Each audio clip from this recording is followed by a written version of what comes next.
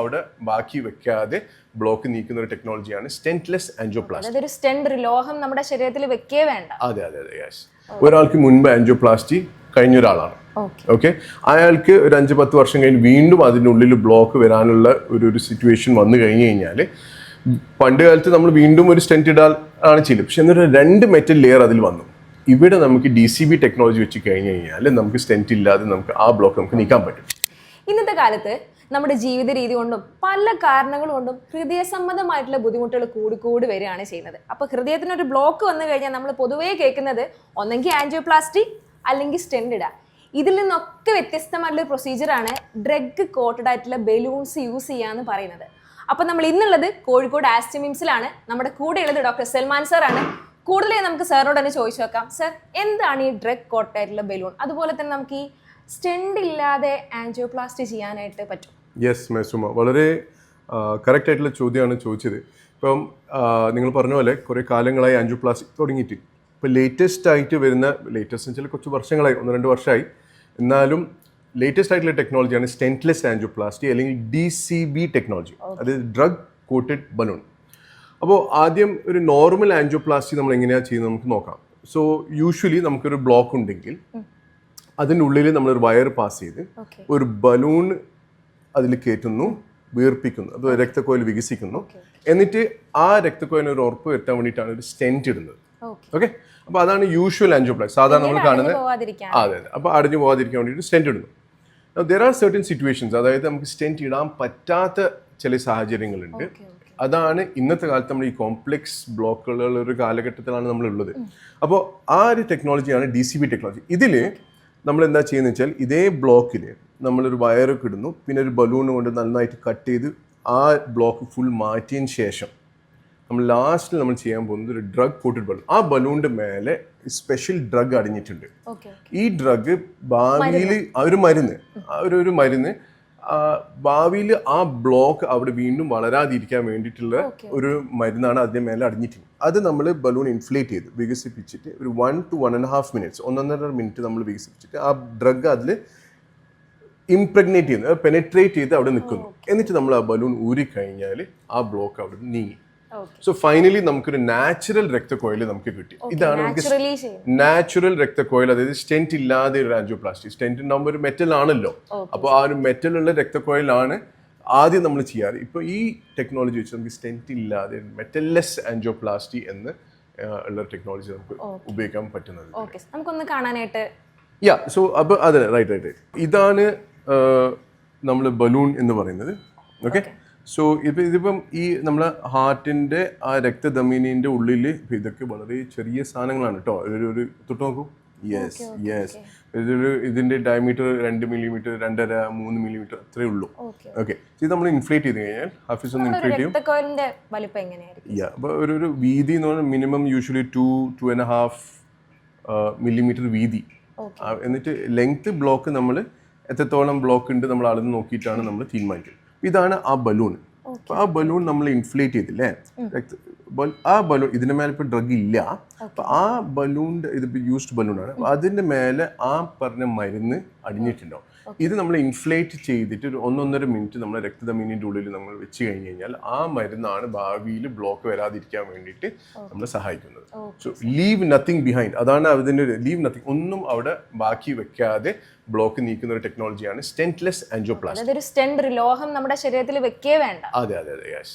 അപ്പോൾ ഇതിപ്പം നേരത്തെ നമ്മൾ ഡിസ്കസ് ചെയ്തപ്പോൾ നിങ്ങൾ ചോദിച്ചിരുന്നു ആർക്കൊക്കെ ഇത് പറ്റുന്നുള്ളത് അല്ലേ. അപ്പോൾ ഇത് യൂഷ്വലി ഇന്നത്തെ കാലത്ത് 3-4 കാറ്റഗറി ഓഫ് ആൾക്കാർക്കാണ് നമ്മൾ ഉപയോഗിക്കാറ്. സോ നമ്പർ 1, ഒരാൾക്ക് മുൻപ് ആൻജിയോപ്ലാസ്റ്റി കഴിഞ്ഞ ഒരാളാണ്. ഓക്കെ, അയാൾക്ക് ഒരു 5-10 വർഷം കഴിഞ്ഞ് വീണ്ടും അതിൻ്റെ ഉള്ളിൽ ബ്ലോക്ക് വരാനുള്ള ഒരു സിറ്റുവേഷൻ വന്നു കഴിഞ്ഞ് കഴിഞ്ഞാൽ പണ്ട് കാലത്ത് നമ്മൾ വീണ്ടും ഒരു സ്റ്റെന്റ് ഇടാൻ ആണ് ചെയ്തത്. പക്ഷെ എന്നൊരു 2 മെറ്റൽ ലെയർ അതിൽ വന്നു. ഇവിടെ നമുക്ക് DCB ടെക്നോളജി വെച്ച് കഴിഞ്ഞ് കഴിഞ്ഞാൽ നമുക്ക് സ്റ്റെന്റ് ഇല്ലാതെ നമുക്ക് ആ ബ്ലോക്ക് നമുക്ക് നീക്കാൻ പറ്റും. രണ്ടാമത്തെ ആൾ നമുക്ക് രക്തക്കോയിലിൻ്റെ വീതി വളരെ കുറവ്. So less than 2 mm, 2 mm വീതിയൊക്കെ ആണെങ്കിൽ സ്റ്റെന്റ് അത്ര സൂട്ട് ആവത്തില്ല. അങ്ങനത്തെ ആൾക്കാർക്ക് നമുക്ക് ഉപയോഗിക്കാൻ പറ്റും. ബ്ലോക്കിന് നീളം വളരെ കൂടുതലാണ്, അങ്ങനത്തെ ആൾക്കാർക്ക് ഉപയോഗിക്കാൻ പറ്റും. ഇതെല്ലാം കൂടാതെ തന്നെ ചിലപ്പോൾ നമുക്ക് ബൈപ്പാസ് മുൻപ് ചെയ്ത ആൾക്കാർക്ക് അതിനുള്ളിൽ നമുക്ക് ഉപയോഗിക്കാൻ പറ്റും. ഇതൊന്നും കൂടാതെ നോർമൽ ആൻജിയോപ്ലാസ്റ്റിയിൽ പോലും ഇന്നത്തെ കാലത്ത് വളരെയധികം നമ്മൾ ഉപയോഗിക്കാൻ തുടങ്ങിയിട്ടുണ്ട്. ബിക്കോസ് റിസർച്ചും പഠനങ്ങൾ വളരെ ആക്റ്റീവ്ലി നടന്നുകൊണ്ടിരിക്കുന്ന ഒരു ടൈമാണ് ഇപ്പം. സോ DCPs വളരെയധികം നമ്മൾ ഉപയോഗിക്കാൻ തുടങ്ങിയിട്ടുണ്ട്. ഡെഫിനറ്റ്ലി നമുക്കിപ്പോൾ ഈ ടെക്നോളജി ഭയങ്കര ഒരു ഇമ്പോർട്ടൻ്റ് ആയിട്ടുള്ള ടെക്നോളജി ആയതുകൊണ്ട് നമ്മൾ വളരെയധികം നമ്മുടെ സെൻറ്ററിൽ ആസ്ട്രോമിംസ് കാലിക്കൽ കൂടുതൽ ഉപയോഗിക്കുന്നത്. ഇൻഫാക്ട് കേരളത്തിൽ തന്നെ രജിസ്ട്രി നമ്മൾ നോക്കുമ്പോൾ one of the largest centres നമ്മൾ തന്നെയാണ് ഈ ഒരു ടെക്നോളജി ഉപയോഗിക്കാനുള്ള ഒരു സിറ്റുവേഷൻ വരുന്നത്. ഓക്കെ, അപ്പൊ സാറ് പറഞ്ഞല്ലോ ഇതിനെ മരുന്ന് കോട്ട് ചെയ്തിട്ടാണ് ഇരിക്കുന്നുള്ളത്. അപ്പം പൊതുവെ ആൾക്കാർ പറയാറുണ്ട് ഹൃദയത്തിന് എന്തെങ്കിലും പ്രൊസീജിയർ കഴിഞ്ഞാല് പിന്നെ ജീവിതകാലം മുഴുവൻ ഒരു മരുന്ന് കഴിക്കണം, രക്തം അലിയിപ്പിച്ച് കളയുന്ന ഒരു മരുന്ന് കഴിക്കണം എന്ന് കേട്ടിട്ടുണ്ട്. എല്ലാവർക്കും മരുന്ന് കഴിക്കാൻ ഭയങ്കര മടിയാണ്. അതെ, എല്ലാവർക്കും പ്രത്യേകിച്ച് മലയാളികൾക്ക് ഭയങ്കര മടിയാണ് മരുന്ന് കഴിക്കാനായിട്ട്. അപ്പം നമ്മൾ ഈ ഒരു ഡ്രഗ് കോട്ടഡ് ബലൂണ് വെച്ച് നമ്മൾ ആൻജിയോപ്ലാസ്റ്റി ചെയ്ത് കഴിഞ്ഞാൽ പിന്നെ നമുക്ക് പൂർണ്ണമായിട്ട് മെഡിസിൻ ഒഴിവാക്കാനായിട്ട് പറ്റും? പൂർണ്ണമായിട്ടാണ് ആഗ്രഹം. ലാലേട്ടൻ പറഞ്ഞു അതിമോഹമന ദിനേശ, അത് പറ്റില്ല, പൂർണ്ണമായിട്ട് ഒഴിവാക്കാൻ പറ്റില്ല. പക്ഷേ ഒരു വലിയ തോതിൽ നമുക്ക് കുറയ്ക്കാൻ പറ്റും. സ്റ്റെന്റ് ഇട്ട് ആൻജിയോപ്ലാസ്റ്റിക് ചെയ്തു കഴിഞ്ഞാൽ മിനിമം ഒരു 1 ഇയർ, ഒരു വർഷം വരെ 2 രക്തോട്ടത്തിന് മരുന്ന്, രക്തം അലിയിക്കുന്ന മരുന്ന്, ആസ്പിരിനും ക്ലോപ്പിഡോഗ്രൽ എന്ന് പറയുന്ന 2 മരുന്ന് മിനിമം ആയിട്ട് കമ്പൽസറി നിർത്താതെ നമ്മൾ കഴിച്ചിരിക്കണം. 1 ഇയർ. എന്താ കാരണം എന്ന് വെച്ചാൽ ആ സ്റ്റെന്റ് അവിടെ ഒന്ന് സെറ്റ് ആവുന്ന വരെ, പുതിയ മാംസം ടിഷ്യൂ അതിന് മേലെ വളരുന്ന വരെ നമുക്ക് കഴിച്ചിരിക്കണം, അല്ലെങ്കിൽ അതിൻ്റെ ഉള്ളിൽ ക്ലോട്ട് വരാം. ഈ സ്റ്റെന്റ് ഇല്ലാതെ ആൻജിയോപ്ലാസ്റ്റിൻ്റെ ഒരു ചെറിയൊരു ഗുണം അതാണ്. സോ സപ്പോസ് വളരെ കോമൺലി നമ്മൾ കാണുന്ന ഒരാൾക്കൊരു സർജറി ചെയ്യാനുണ്ട്, ഒരു വയറിലൊരു മുഴ, വയറ്റിലൊരു മുഴ, പല്ല് പറിക്കാനുണ്ട്, പക്ഷേ സ്റ്റെന്റ് 1 മാസം മുമ്പ് ഇട്ടതായിരുന്നു, അപ്പോൾ പറിക്കാൻ പറ്റില്ല, സർജറി ചെയ്യാൻ പറ്റാത്ത സിറ്റുവേഷൻ വളരെ കോമൺലി നമ്മൾ കണ്ടുവരുന്നതാണ്. അപ്പോൾ ഇങ്ങനത്തെ സിറ്റുവേഷനിൽ ബ്ലീഡിങ് റിസ്ക് ഉണ്ടാകുമ്പോൾ ഇങ്ങനത്തെ ഒരു ടെക്നോളജി ഉപയോഗിച്ച് കഴിഞ്ഞ് കഴിഞ്ഞാൽ നമുക്ക് ധൈര്യമായിട്ട് നമുക്ക് ഒരാഴ്ചക്ക് ഗുളിക നിർത്തേണ്ടി വന്ന, സർജൻ പറയുന്ന ഗുളിക നിർത്തണം, അല്ലെങ്കിൽ ബ്ലീഡിങ് റിസ്ക് ഉണ്ടാവും, നമുക്ക് നിർത്താൻ വളരെയധികം ധൈര്യം. ബിക്കോസ് നമുക്ക് മെറ്റലൊന്നും ഇല്ല, സ്റ്റെന്റ്ലെസ് ആൻജിയോപ്ലാസ്റ്റി ആയതുകൊണ്ട്. വേറൊരു എമർജൻസി എന്തെങ്കിലും ഒരു പ്രൊസീജിയർ വേണ്ടി വന്നു കഴിഞ്ഞാൽ നമുക്ക് ഈ ഒരു നാച്ചുറൽ രക്തക്കുഴൽ ആയതുകൊണ്ട് നമുക്ക് കുറച്ച് ബെനിഫിറ്റ് ഉള്ള ഒരു കൂട്ടരാണ്. അപ്പോൾ അതാണ് ഒരു വലിയൊരു പോപ്പുലേഷൻ. വേറൊരു സർജറി പ്ലാൻ ചെയ്യുന്ന ഒരു വ്യക്തിക്ക് ഇങ്ങനത്തെ ആൻജിയോപ്ലാസ്റ്റി, നമുക്ക് ആൻജിയോപ്ലാസ്റ്റിയും വേണം, ആ മറ്റേ സർജറിയും വേണം, അങ്ങനത്തെ കാറ്റഗറി ആൾക്കാർക്ക് this is A very very very useful technology. നമുക്കൊന്ന് കാണിച്ചു തരാനായിട്ട്. So fantastic. നമുക്ക് ഈ ഒരു കേസ് നോക്കാം. ഇതൊരു 60 വയസ്സുള്ളൊരു സ്ത്രീയാണ്. അപ്പോൾ ഇതാണ് ഇവരുടെ ആൻജിയോഗ്രാം. മുന്നേ ഓക്കെ. അപ്പൊ അവരെ കഥ എന്ന് വെച്ചാൽ അവർക്കൊരു വലിയൊരു ബ്രസ്റ്റിൽ ഒരു മുഴ ഉണ്ടായിരുന്നു. അപ്പോൾ അത് സർജറി വളരെ പെട്ടെന്ന് വേണം, ക്യാൻസർ ആണ്, ഏർലി സ്റ്റേജ് ആയതുകൊണ്ട് എത്രയും പെട്ടെന്ന് എടുത്തു കഴിഞ്ഞാലാണ് അവർക്ക് ഫ്യൂച്ചർ നന്നാവുക എന്നുള്ളൊരു ഓങ്കോളജി സർജൻ പറഞ്ഞു. അതേ സിറ്റുവേഷനിൽ തന്നെ അതേ സമയത്താണ് ആൾക്ക് നെഞ്ഞുവേദനയും ഇടയ്ക്കിടയ്ക്ക് വന്നുകൊണ്ടിരിക്കുന്ന ഒരു സ്ത്രീയാണ്.